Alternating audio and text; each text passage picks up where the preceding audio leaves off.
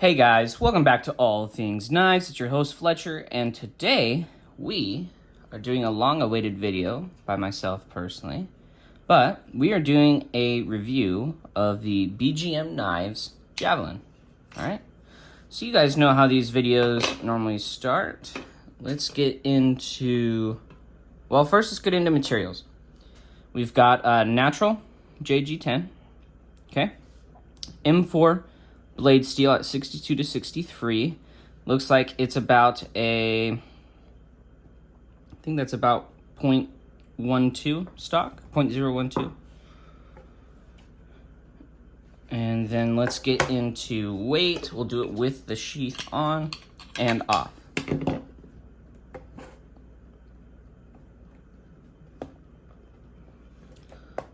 Okay, so we're gonna be doing this in ounces. 4.7 ounces with the sheath on, and without it you're talking 3.75. That's about the weight of a PM2. That's about the weight of a PM2. That is very, very good. And then let me show that in grams. So in grams, that's 133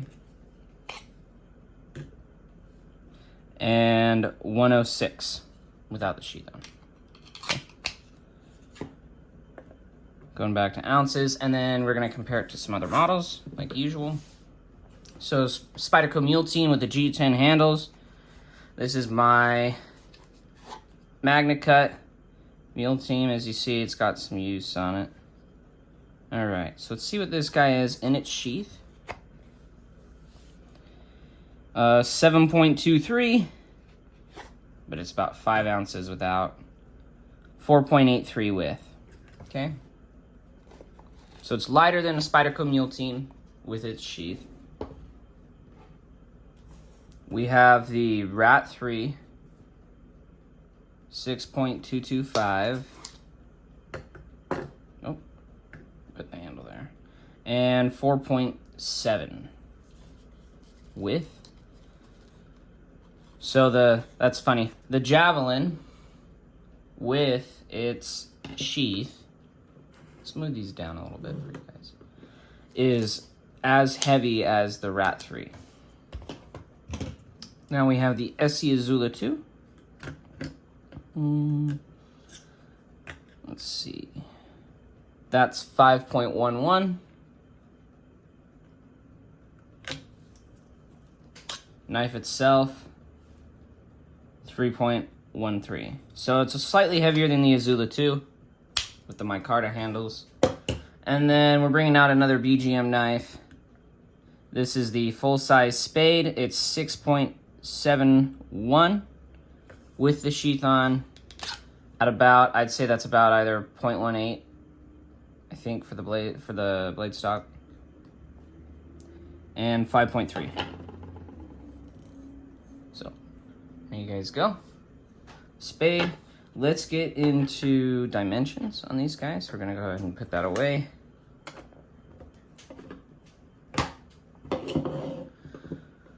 Okay.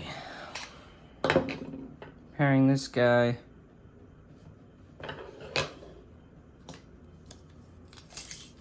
Okay, so the Javelin is 7 inches total, let's say.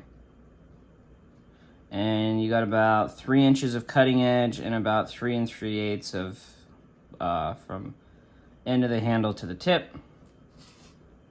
You're talking 7 and a little after a quarter, or about 7 3/8 for the spade, with about 3 1/4 inch cutting edge, with about 3 3/4 of an inch, maybe a little more than that, from handle to knife. And then in terms of handle, you're getting about 3 5/8 for the handle. For the Javelin, you're getting about 3, actually about the same length of handle. But if you go to where this choil is, you're getting about slightly 3 7/8, slightly under 3 7/8. Okay, so let's put the spade away.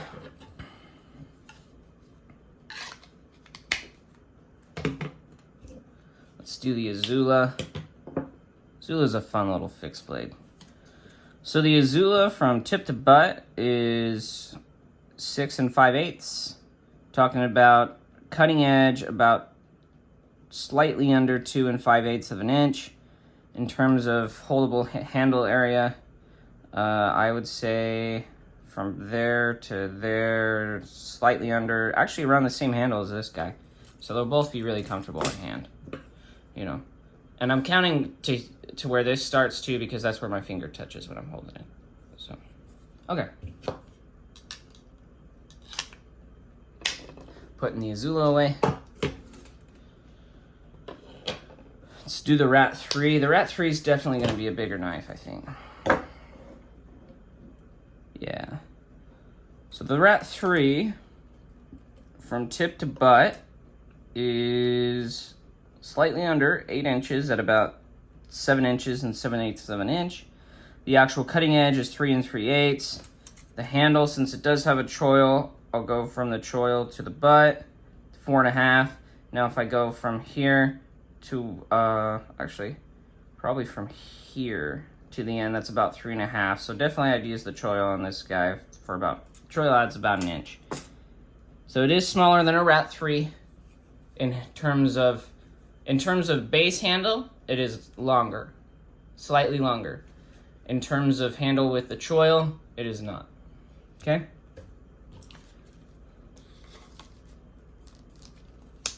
So putting the Rat 3 away. And the last one, the Mule Team. Mule Team's definitely going to be a larger knife too.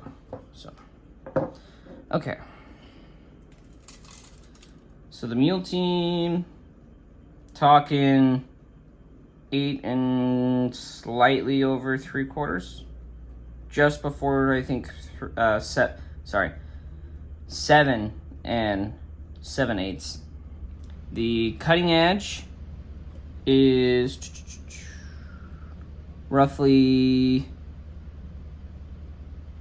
I would say just over 3 3/8 of an inch.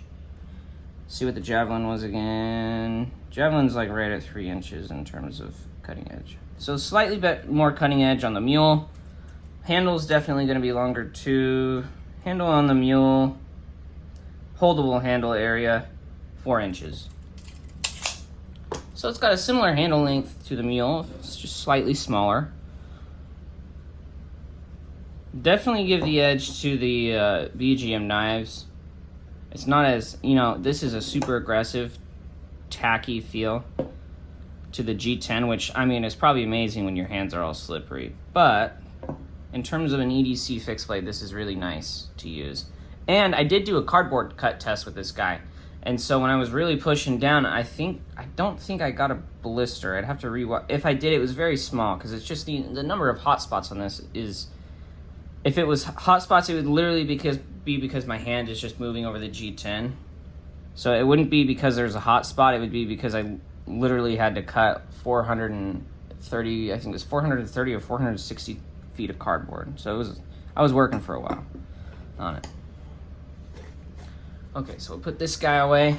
Now, go on to thoughts. So at first when I got this knife from John, I was like, okay, you know, like, it's not bad.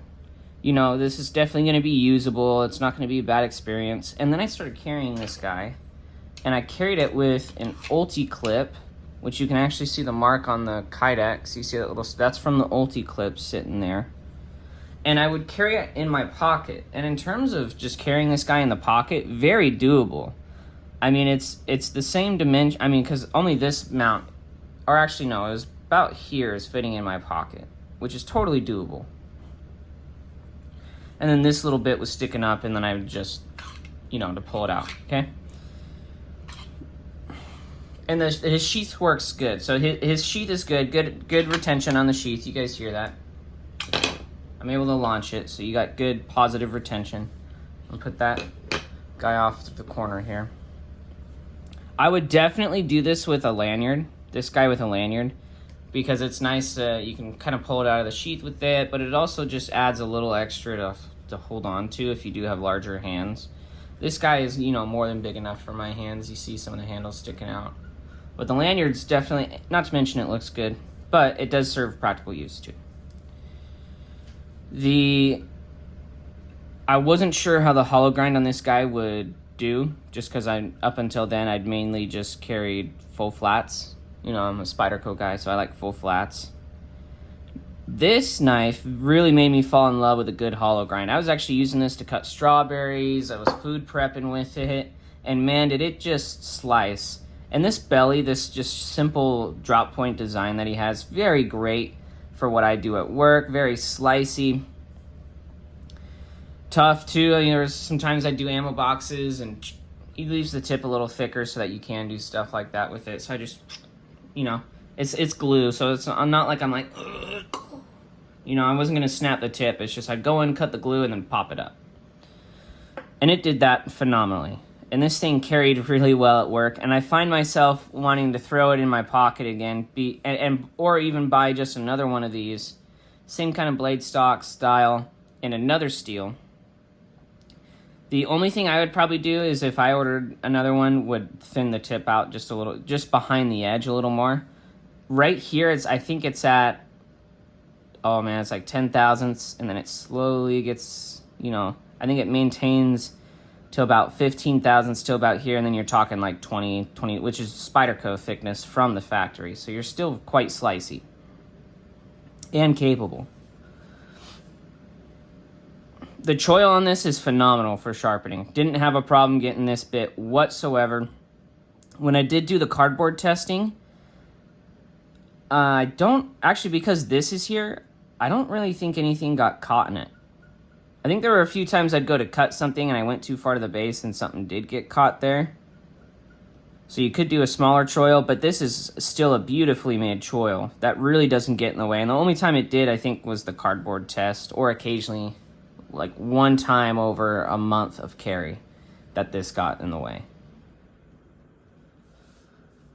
The handle, because it's not super like curvy like the Spyderco handle or anything like that, is very useful in a lot of positions.